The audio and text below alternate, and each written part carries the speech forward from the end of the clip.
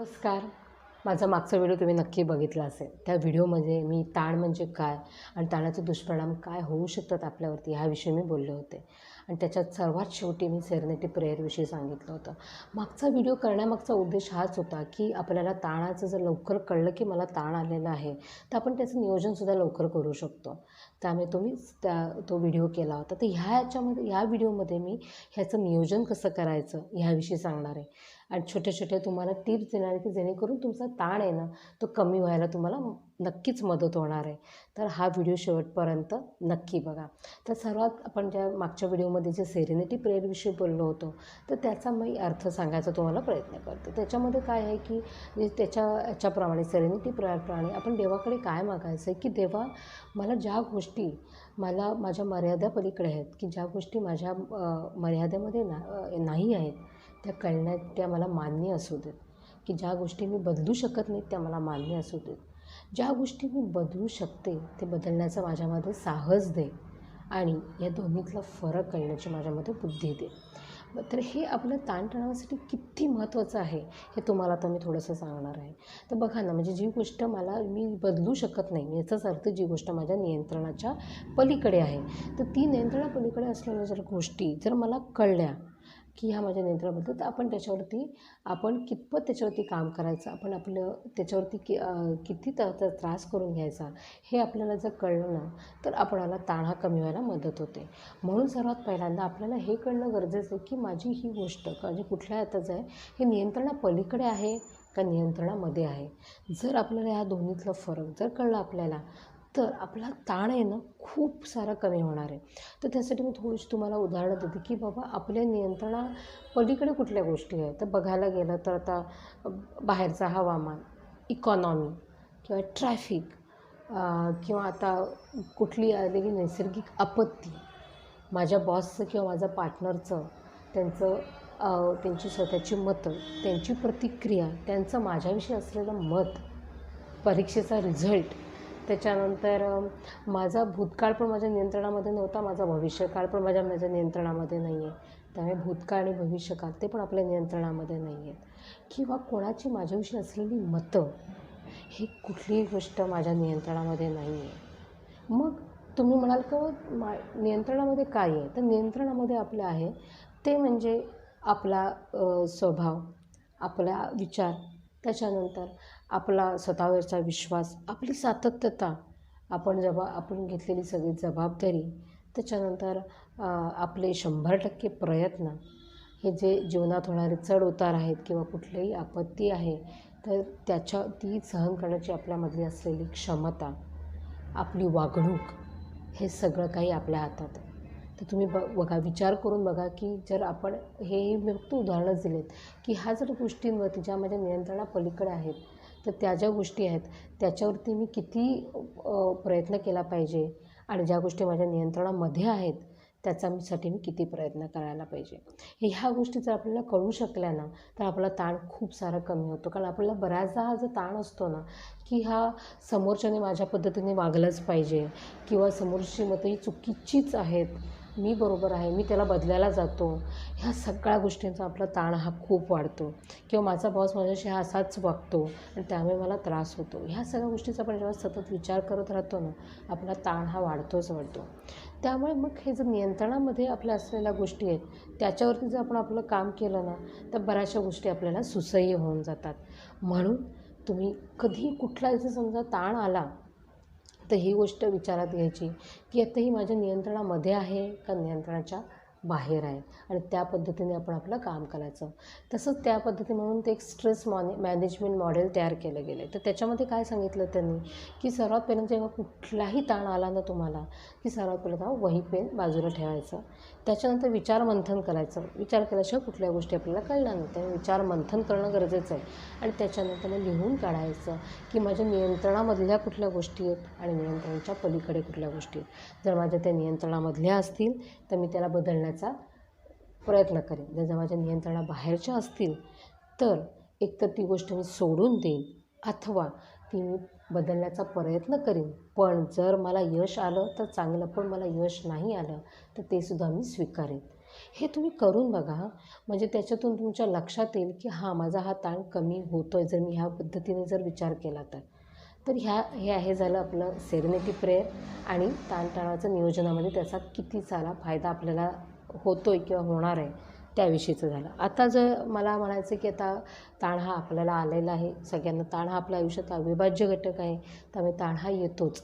ताण आल्यानंतर सर्वात प्रथम जर काय करायचं असेल तर त्याची जबाबदारी स्वीकारा.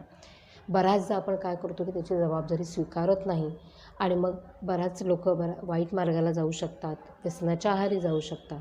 त्यामुळे ताण आला की त्याची जबाबदारी जबाबदारी स्वीकारल्यानंतर सर्वात प्रथम काय होतं की ती गोष्ट आपल्याला आपल्या कंट्रोलमध्ये वाटते आणि मग कंट्रोलमध्ये आली की आपल्याला बऱ्याच साऱ्या पर्याय आपल्याला त्याच्यामधनं मिळू शकतात. त्यामुळे सर्वात पहिलं आहे ती जबाबदारी स्वीकारायची.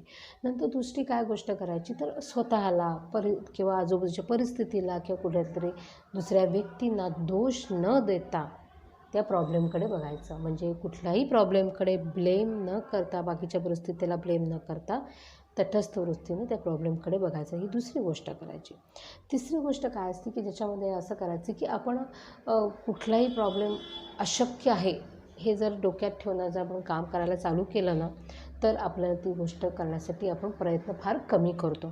त्यामुळे आपण आपला तिसरा प्रयत्न काय असेल की ती गोष्ट अशक्यवरनं कठीणवरती कशी येईल ह्यासाठी विचार करायचा. जेव्हा एखादी गोष्ट कठीण असते ना त्यासाठी आपण प्रयत्न 100% करतो. त्यामुळे अशक्य नाही, ही गोष्ट मला शक्य नाही, ही गोष्ट डोक्यातून काढून टाकायचं. माझ्यासाठी अशक्य आहे हा विचार जर तुम्ही डोक्यातून काढला तरीसुद्धा तुम्हाला जाणवेल की माझा ताण कमी झाला. मी ह्या 3 गोष्टी कुठलाही ताण आला तरीसुद्धा करायच्याच आहेत की त्याच्यावरती हे केला, आपण विचार केला की आपल्या लक्षात येते की हां, म्हणजे मला मार्ग मिळू शकतात. आपल्याला पर्याय खूप सारे निघतात जेव्हा आपण ह्या पद्धतीने विचार केला तर तुम्हाला मला हे सांगायचं आहे की जो ताणतणावाचं जे नियोजन आहे ना तर ते गतिशील आहे, डायनॅमिक आहे. त्याला असं एकच काही असा उपाय नाही आहे. प्रत्येक प्रश्न वेगळे आहेत, प्रत्येकाची परिस्थिती वेगळी, प्रत्येकाचा स्वभाव वेगळा, त्यामुळे प्रत्येकाची उत्तरंसुद्धा वेगळीच असणार आहेत. त्यामुळे प्रत्येकाला आपला जो आहे ते त्या उत्तरं शोधायचा प्रयत्न करायचा आहे. मग त्याच्यामध्ये काय करू शकतो, पण आपण ह्या पद्धतीने जर विचार केला तर आपल्याला खूप सारे मार्ग निघू शकतात.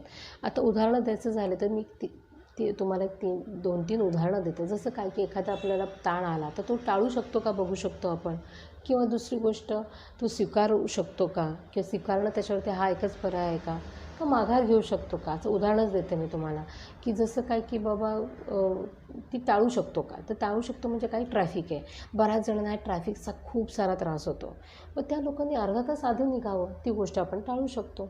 किंवा अगदी ऑफिसमध्ये जर काम ऑफिसमधलं बोलायचं म्हटलं तर काय होतं की ऑफिसमधल्या लोकांचं सगळेजण मलाच काम सांगतात, मीच सगळी कामं करतो, मला बॉस मलाच काम सांगतो, हे जर आपण करतो ना आपला ताण वाढवतो. त्यापेक्षा बॉसशी जेव्हा तुम्ही जाऊन ॲसर्टिव्हली जेव्हा त्याच्याशी बोलाल, ॲग्रेसिव्हली नाही, तर त्याच्याशी तुम्ही बोललात आणि त्याच्याशी जर तुम्ही फ्री कम्युनिकेशन केलं तर तुमचा तो ताण तुम्ही ते सांगू शकता त्याला की हा मला कामाचा ताण येतो आहे, आपण त्याचं काही वेगळ्या पद्धतीने विचार करू शकतो का, ह्याच्यामध्ये तुमचं कम्युनिकेशन हे खूप चांगलं असणं गरजेचं आहे. पण ही गोष्ट आपण त्यावेळेला ती टाळू शकतो. हीच गोष्ट मी स्त्रियांच्या बाबतीत म्हणजे घरातली कामं सगळी आपणच करण्यापेक्षा जर तुम्ही कामाचं नियोजन केलं तर तुमचा ताण खूप कमी होऊन जाईल. त्यावरती विचार करणं गरजेचं आहे. मग त्याच्यानंतर हे झालं टाळण्याविषयी. नंतर स्वीकारण्याविषयी. जसं तर आर्थिक टंचाई असेल तर ती टाळू शकत नाही, आपल्याला ती स्वीकारायलाच लागते. मी फक्त तुम्हाला उदाहरणं देते.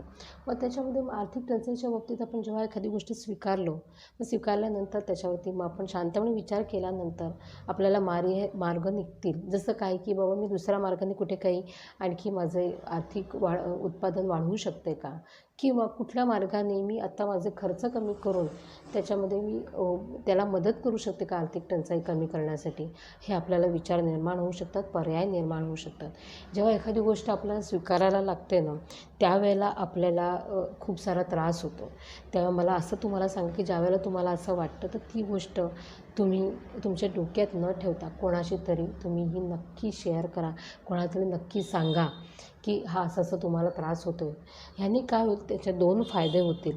एक तर पहिला फायदा की तुम्ही कोणाशी तरी सांगल्यामुळे तुम्ही तुमच्या मनाचा ताण आहे ना तो कमी करू शकता. आणि दुसरी गोष्ट काय असते की बऱ्याचदा ह्या ताणामुळे आपल्याला उत्तरं आपल्याला पटकन मिळत नाहीत. तर जेव्हा आपण दुसऱ्यांशी शेअर करतो ना तर त्याच्या पद्धतीने तो तुम्हाला उत्तर देऊ शकतो आणि कदाचित वेगळा मार्गसुद्धा तुम्हाला निघू शकतो. त्यामुळे कधी गोष्ट आपल्याला स्वीकारायची असेल तर ती तुम्ही तुमच्या कुठल्याही जवळच्या लोकांशी तुम्ही नक्की ती शेअर करा, मनात ठेवू नका. तिसरी गोष्ट मी म्हटलं की ती आपण माघार घ्यायची म्हणून. आता माघार घेण्याच्या बाबतीत हे बऱ्याचदा असं असतं की तुम्ही हे ऑफिसमध्ये पण तुम्ही म्हणू शकता किंवा घरात म्हणू शकता, जिथे भांडणतंटे होतात किंवा वादविवाद वाढतात. तर तिथे जर एखाद्याने जर समजा माघार घेतली ना, तर तिथे तुमचा इगो आढळून देऊ नका. माघार घ्या तुम्ही.